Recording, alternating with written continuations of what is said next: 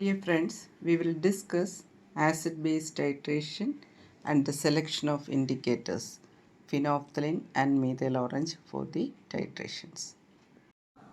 നമ്മുടെ കഴിഞ്ഞ വീഡിയോയിൽ നമ്മൾ ഡിസ്കസ് ചെയ്തിരുന്നു വെയ്റ്റ് കാൽക്കുലേഷൻ. അത് പ്രൈമറി സ്റ്റാൻഡേർഡിൻ്റെ വെയ്റ്റ് കാൽക്കുലേഷൻ. ഇലക്ട്രോണിക് ബാലൻസിൽ വെയ്റ്റ് എടുത്ത് നമ്മൾ ആ സൊല്യൂഷൻ പ്രിപ്പയർ ചെയ്യുന്നു. അപ്പോൾ പ്രിപ്പറേഷൻ ഓഫ് സ്റ്റാൻഡേർഡ് സൊല്യൂഷനാണ്. അപ്പോൾ അതിൻ്റെ നോർമാലിറ്റി നമ്മൾ ഏത് നോർമാലിറ്റിയാണ്, എത്ര വോളിയമാണെന്ന് നമ്മൾ സെലക്ട് ചെയ്തിട്ട് ആ ക്വാണ്ടിറ്റിയിലുള്ള സൊല്യൂഷൻ പ്രിപ്പയർ ചെയ്യുന്നു പ്രൈമറി സ്റ്റാൻഡേർഡ്. അപ്പോൾ ഇതാണ് നമ്മുടെ സ്റ്റാൻഡേർഡ് സൊല്യൂഷൻ എന്ന് പറയുന്നത്. ഇതാണ് അടുത്ത സ്റ്റെപ്പ്. നമുക്ക് സെലക്ഷൻ ഓഫ് ഇൻ്റർമീഡിയറ്റ് സൊല്യൂഷൻ. ഇത് ആക്ച്വലി നമ്മൾ നേരത്തെ ചെയ്തു. ആസിഡ് 2 ബേസ് ആണെങ്കിൽ ആസിഡ് ഇൻ്റർമീഡിയറ്റ് എടുക്കും, അല്ലെങ്കിൽ 2 ആസിഡ് ആണെങ്കിൽ ബേസ് ഇൻ്റർമീഡിയറ്റ് ആയിട്ട് എടുക്കും. അപ്പോൾ ആ സെലക്ഷൻ നമ്മൾ കഴിഞ്ഞു. എങ്കിലും ഈ സ്റ്റെപ്പ് നമ്മളിവിടെ എഴുതുന്നു. എന്നിട്ട് ഈ സ്റ്റാൻഡേർഡ് സൊല്യൂഷൻ വെച്ചിട്ട് നമ്മുടെ ഇൻ്റർമീഡിയറ്റ് സൊല്യൂഷനെ നമുക്ക് സ്റ്റാൻഡർഡൈസ് ചെയ്യണം. അതാണ് അടുത്ത സ്റ്റെപ്പ്. ഇവിടെയാണ് ആക്ച്വൽ ടൈട്രേഷൻ വരുന്നത്. അപ്പോൾ ഫസ്റ്റ് ടൈട്രേഷൻ എന്ന് പറയുന്നത് ഇതാണ്, സ്റ്റാൻഡർഡൈസേഷൻ ഓഫ് ഇൻ്റർമീഡിയറ്റ് സൊല്യൂഷൻ. ഇനി ഇൻ്റർമീഡിയറ്റ് സൊല്യൂഷനെ ഇപ്പം നമ്മൾ സ്റ്റാൻഡർഡൈസ് ചെയ്ത് കഴിഞ്ഞപ്പോൾ ഇനി ആ സൊല്യൂഷൻ വെച്ചിട്ട് നമ്മുടെ അൺനോൺ സൊല്യൂഷൻ അല്ലെങ്കിൽ ഗിവൺ സൊല്യൂഷനെ വീണ്ടും ടൈട്രേറ്റ് ചെയ്യും. അതിനെയാണ് നമ്മൾ എസ്റ്റിമേഷൻ എന്ന് പറയുന്നത്. അപ്പോൾ സെക്കൻഡ് ടൈട്രേഷൻ എന്ന് പറയുന്നത് ഇതാണ്. സോ ഇവിടെ സ്റ്റാൻഡർഡൈസേഷൻ ഓഫ് ഇൻ്റർമീഡിയറ്റ് സൊല്യൂഷനിലും എസ്റ്റിമേഷൻ ഓഫ് ഗിവൺ സൊല്യൂഷനിലുമാണ് നമുക്ക് വോളിമെട്രിക് ടൈട്രേഷൻ വരുന്നത്. അതിനുശേഷം വീണ്ടും നമുക്കൊരു ഫൈനൽ കാൽക്കുലേഷനാണ്. അതായത് പ്രൈമറി സ്റ്റാൻഡേർഡിൽ നിന്ന് ഇൻ്റർമീഡിയറ്റിൻ്റെ നോർമാലിറ്റി കാൽക്കുലേറ്റ് ചെയ്യുക, അതിൽ നിന്ന് അൺനോൺ സൊല്യൂഷൻ്റെ നോർമാലിറ്റി കാൽക്കുലേറ്റ് ചെയ്യുക, അതിൽ നിന്ന് നമുക്ക് മാസ് പെർ ലിറ്ററും mass in the whole of the given solution, നമുക്ക് തന്നിട്ടുള്ള സൊല്യൂഷനിൽ ആകെ എത്ര മാസാണ് ആ സബ്സ്റ്റൻസ് ഉള്ളത് എന്നും കൂടെ കണ്ടുപിടിക്കുകയും അത് റിപ്പോർട്ട് ചെയ്യുക. റിസൾട്ട് നമുക്ക് റിപ്പോർട്ട് ചെയ്യണം. ഇത്രയും സ്റ്റെപ്സാണ് നമുക്ക് ഇനിയും ഡിസ്കസ് ചെയ്യാനുള്ളത്. അതിൽ ഇന്ന് നമ്മൾ ഫസ്റ്റ് ആൻഡ് സെക്കൻഡ് ടൈട്രേഷൻസാണ് എടുക്കുന്നത്. നമ്മൾ ആസിഡ് ബേസ് ടൈട്രേഷനിൽ ഉപയോഗിക്കുന്ന 2 പ്രധാന ഇൻഡിക്കേറ്റേഴ്സാണ് phenolphthalein and methyl orange. So indicators phenolphthalein and methyl orange. അപ്പോൾ ഇതിനെക്കുറിച്ച് നമുക്ക് അടുത്തതായി ഡിസ്കസ് ചെയ്യാം. ഫിനോഫ്തലിൻ സൊല്യൂഷനാണ് നമുക്ക് ടെസ്റ്റ് സൊല്യൂഷൻ, ഇൻഡിക്കേറ്റർ സൊല്യൂഷനാണ്. അപ്പോൾ അത് ന്യൂട്രൽ മീഡിയത്തിലാണ്. ന്യൂട്രൽ മീഡിയത്തിൽ phenolphthalein is colourless. Methyl orange neutral medium. Methyl orange solution എന്ന് പറയുന്നത് ന്യൂട്രൽ മീഡിയത്തിൽ ഒരു ഓറഞ്ച് റെഡ് കളറാണ്, റെഡ് കളറായിട്ടാണ് ഇരിക്കുന്നത്.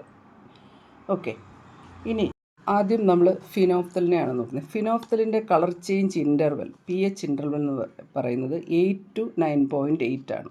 അപ്പോൾ നിങ്ങൾക്ക് 8 to 9.8 എന്ന് പറഞ്ഞാൽ ഇതൊരു ബേസിക് റേഞ്ചാണ് കിട്ടുന്നത്. ഇവിടെ നമ്മൾ എക്സാക്റ്റ് ന്യൂട്രൽ അല്ല, അതാണ് ഇൻഡിക്കേറ്റർ മെത്തേഡിനകത്തുള്ള ഇതാണ്. എക്സാക്റ്റ് pH 7 ആകുന്ന പോയിൻ്റ് കണ്ടുപിടിക്കാൻ പറ്റിയ ഇൻഡിക്കേറ്റേഴ്സ് ഒന്നുമില്ല.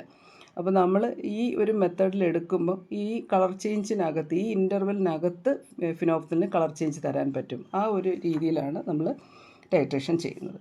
അപ്പം ആൽക്കലി ബേസിക് മീഡിയത്തിൽ ഇൻഡിക്കേറ്റർ ആഡ് ചെയ്ത് കഴിയുമ്പോൾ സൊല്യൂഷന് ഒരു പിങ്ക് കളറാണ്. നിങ്ങൾക്കറിയാം, ഇൻഡിക്കേറ്റർ ഒഴിക്കുന്ന ഉടനെ സൊല്യൂഷൻ പിങ്ക് ആവും. ഇൻഡിക്കേറ്റർ കൂടിപ്പോയാൽ ഇത് വളരെ ഇൻറ്റൻസ് കളറാവും. അത് നമ്മൾ കളഞ്ഞിട്ട് വീണ്ടും ചെയ്തിട്ട് 20 ml പിപ്പറ്റ് ഔട്ട് ചെയ്തിട്ട് വീണ്ടും ഒരു സിംഗിൾ ഡ്രോപ്പ് ഒഴിച്ചൊരു പെയിൽ കളറാണ്, ഒരു ലൈറ്റ് പിങ്ക് കളറാണ് അവിടെ എടുക്കുന്നത്. അപ്പം ലൈറ്റ് പിങ്ക് കളറാണ് നമ്മുടെ ബേസിക് സൊല്യൂഷൻ്റെ കളർ. അതിലേക്ക് നിങ്ങൾ ബ്യൂററ്റിൽ നിന്ന് ആസിഡ് ആഡ് ചെയ്യുമ്പോഴത്തേക്ക് ഈ കളർ കുറഞ്ഞ് വരും. കളർ കുറയാൻ തുടങ്ങി ഒരു നമ്മുടെ റേഞ്ച് എന്ന് പറയുന്നത് ഒരു 20 അടുപ്പിച്ചാണല്ലോ, ഒരു 15 ഒക്കെ ആകുമ്പോഴത്തേക്ക് നമ്മൾ കെയർഫുള്ളായിട്ട് ചെയ്തിട്ട് പിന്നെ ഡ്രോപ്പ് വൈസ് ആയിട്ട് ആഡ് ചെയ്യും. അങ്ങനെ ഒരു സിംഗിൾ ഡ്രോപ്പ് കൊണ്ട് നമ്മുടെ ഈ പിങ്ക് കളർ ഡിസപ്പിയർ ചെയ്തിട്ട് കളർലെസ് സൊല്യൂഷൻ ആകുന്നതാണ് ഇവിടുത്തെ കറക്റ്റ് എൻഡ് പോയിൻറ്റ്. അപ്പോൾ പിങ്ക് ടു കളർലെസ് അതാരുടെയാണ്? ഫിനോഫ്തലിൻ്റെ. അപ്പോൾ ഓർത്ത് വയ്ക്കാനൊരു എളുപ്പമുണ്ട്. നമ്മൾ ബേസാണ് പിപ്പറ്റ് ഔട്ട് ചെയ്യുന്നതെങ്കിൽ ഈ ഇവിടെ പിങ്ക് ടു കളർലെസ്. അപ്പോൾ phenolphthalein gives pink to colourless. ഇത് നമുക്ക് ഓർത്ത് വയ്ക്കാം. അപ്പോൾ ഫിനോഫ്തലിന് ന്യൂട്രൽ മീഡിയത്തിലും അതുപോലെ തന്നെ ആസിഡ് മീഡിയത്തിലും അത് കളർലെസ് ആണ്. ബേസാണ് നമ്മൾ പിപ്പറ്റ് ഔട്ട് ചെയ്തിരിക്കുന്നത്, അതുകൊണ്ടാണ് ആദ്യം പിങ്ക് കിട്ടിയത്. പിന്നെ ന്യൂട്രൽ പോയിൻറ്റിലും ആസിഡ് മീഡിയം, ഇവിടെ വളരെ ശ്രദ്ധിക്കേണ്ടത് ഇത് ആസിഡ് മീഡിയത്തിലും കളർലെസ് ആണ്, ന്യൂട്രൽ മീഡിയത്തിലും കളർലെസ്. അപ്പം ന്യൂട്രലൈസേഷൻ കഴിഞ്ഞ് ഇനി നിങ്ങൾ എത്ര ആസിഡ് ഒഴിച്ചാലും കളർലെസ് ആയിട്ടങ്ങ് ഇരിക്കും. അതുകൊണ്ട് ആസിഡ് കൂടിയോ ഇല്ലേ എന്നൊന്നും നമുക്ക് ഇവിടുന്ന് പ്രെഡിക്റ്റ് ചെയ്യാൻ പറ്റില്ല. അതുകൊണ്ടാണ് first disappearance of pink colour. അതാണ് അവിടുത്തെ എക്സാക്റ്റ് എൻഡ് പോയിൻ്റ്. അത് ശ്രദ്ധിക്കണം. മീഥൈൽ ഓറഞ്ചിൽ നമുക്ക് ബേസിക് മീഡിയത്തിൽ ഒരു ഗോൾഡൻ യെല്ലോ കളറാണ്. ഗോൾഡൻ യെല്ലോ ഇത് ഞാൻ ഈ കളർ ചെയ്തിരിക്കുന്നത് നിങ്ങൾക്ക് എക്സാക്റ്റ് കളറ് നിങ്ങൾ ലാബിൽ ചെയ്ത് എക്സ്പീരിയൻസ് ഉണ്ടാവും. ഞാനിവിടെ അത് എക്സ്പ്ലെയിൻ ചെയ്യാൻ വേണ്ടിയിട്ട് ചില കളറൊക്കെ കൊടുത്തെന്നുള്ളേ ഉള്ളൂ.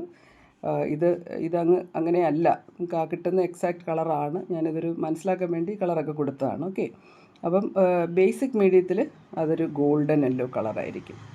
നമ്മൾ ബ്യൂററ്റിൽ നിന്ന് ആസിഡ് ആഡ് ചെയ്ത് ആ ബേസിനെ നമ്മൾ എടുത്ത 20 ml ബേസിനെ കംപ്ലീറ്റ് ആയിട്ട് ന്യൂട്രലൈസ് ചെയ്യുമ്പോൾ ഫസ്റ്റ് ഒരു കളർ ചേഞ്ച് കിട്ടും നമുക്ക്. ഈ ഗോൾഡൻ യെല്ലോ എപ്പോഴാണ് മറ്റൊരു കളറായിട്ട് ആദ്യത്തെ ഡ്രോപ്പ് കൊണ്ട് മാറുന്നത്.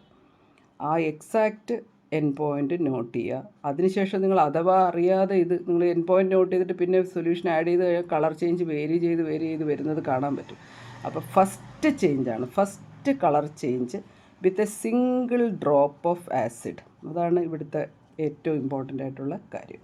ഒരൊറ്റ ഡ്രോപ്പ് കൊണ്ട് നമുക്കൊരു ഷാർപ്പ് കളർ ചേഞ്ച് കിട്ടണം. ആ കളർ ചേഞ്ച് അതൊരു ഓറഞ്ച് റെഡ് കളറാണ്, അതൊരു ബ്യൂട്ടിഫുൾ കളറാണ്. അത് നമ്മൾ നോക്കി മനസ്സിലാക്കി ഉറപ്പിച്ച് വയ്ക്കണം. അത് കിട്ടിക്കഴിഞ്ഞാൽ നമ്മുടെ എൻഡ് പോയിൻ്റായി. ഓക്കെ, അപ്പം എൻഡ് പോയിൻ്റ് ഡിറ്റക്ഷൻ നിങ്ങൾക്ക് ക്ലിയറായി. അപ്പോൾ ഫിനോഫ്തലിൽ എന്താണ് ചെയ്യുന്നത്? Basic colour and in acid medium it is colourless. അതേസമയം മീഥൈൽ ഓറഞ്ച് ആണെങ്കിൽ ബേസിക് മീഡിയത്തിൽ ഗോൾഡൻ യെല്ലോ, ആസിഡ് മീഡിയത്തിൽ ഓറഞ്ച് റെഡ്. കളർ ചേഞ്ച് മനസ്സിലായല്ലോ. ഇനി നമുക്ക് ഇൻഡിക്കേറ്റർ എങ്ങനെ സെലക്ട് ചെയ്യാമെന്ന് നോക്കാം. ഇവിടെ ഫിനോഫ്തലിൻ്റെ pH interval, colour change interval എന്ന് പറയുന്നത് 8 to 9.8 ആണ്. ഒരു ബേസിക് മീഡിയത്തിലാണ് അതിന് 2 ഡിഫറെൻറ്റ് കളേഴ്സായിട്ട് മാറുന്നത്. എന്നാൽ മീഥൈൽ ഓറഞ്ചിൻ്റേത് 3.1 to 4.5 ആണ് ഈ കളർ ചേഞ്ച് തരുന്ന ഒരു pH ഇൻ്റർവെൽ. ഇത് നമ്മൾ ആസിഡ് ബേസ് ടൈട്രേഷൻ്റെ തിയറി എക്സ്പ്ലെയിൻ ചെയ്യുമ്പം ആവശ്യമായിട്ട് വരും. പ്രാക്ടിക്കൽ സൈഡിൽ നമുക്കിതൊന്നും ആവശ്യമില്ല. ബേസിക് മീഡിയത്തിൽ ഏതാണ് കളർ, ആസിഡ് മീഡിയത്തിൽ ഏതാണ് കളർ എന്ന് മാത്രം നോക്കിയാൽ മതി. ആ കാര്യം കൂടെ ഓർക്കുക. ഇനി നമ്മുടെ ഡിസ്കഷൻ്റെ ഏറ്റവും പ്രധാനപ്പെട്ട ഭാഗമാണ്, that is selection of indicator. ഫിനോഫ്തലിനും മീഥൈൽ ഓറഞ്ചും ഉണ്ട്. ഇതിലേതാണ് നമ്മൾ ഓരോ ടൈട്രേഷനും ചൂസ് ചെയ്യുന്നത്? അതിനായിട്ട് നമ്മൾ നമ്മുടെ ടൈട്രേഷൻ നോക്കണം. നമ്മൾ ആദ്യം പറഞ്ഞതുപോലെ സ്റ്റാൻഡർഡൈസേഷൻ ആണെങ്കിലും എസ്റ്റിമേഷൻ ആണെങ്കിലും നമുക്ക് ആസിഡും ബേസും തമ്മിലുള്ളൊരു റിയാക്ഷനാണ്, ഒരു ന്യൂട്രലൈസേഷൻ പ്രോസസ്സാണുള്ളത്.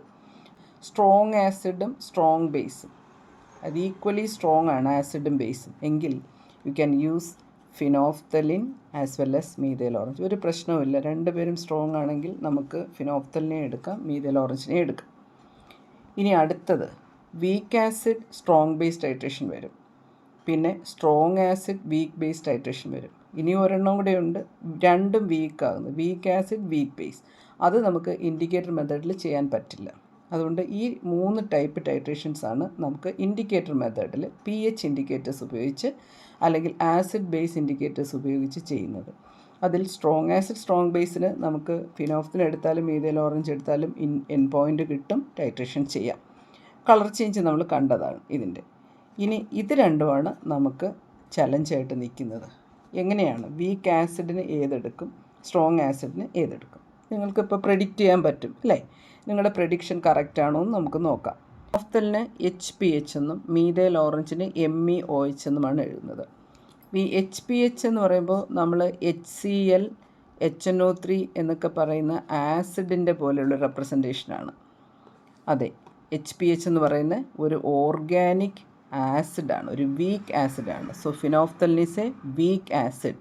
അതുകൊണ്ടാണ് നമ്മളിവിടെ HPH, ഇവിടെ ഒരു ഓർഗാനിക് പാർട്ടും ഒരു അയണൈസബിൾ ഹൈഡ്രജനും ഉണ്ട്. മീഥൈൽ ഓറഞ്ചിന് ഇതുപോലെ ഒരു ഓർഗാനിക് ഗ്രൂപ്പും അതുപോലെ തന്നെ ഒരു OH അയോണുമുണ്ട്.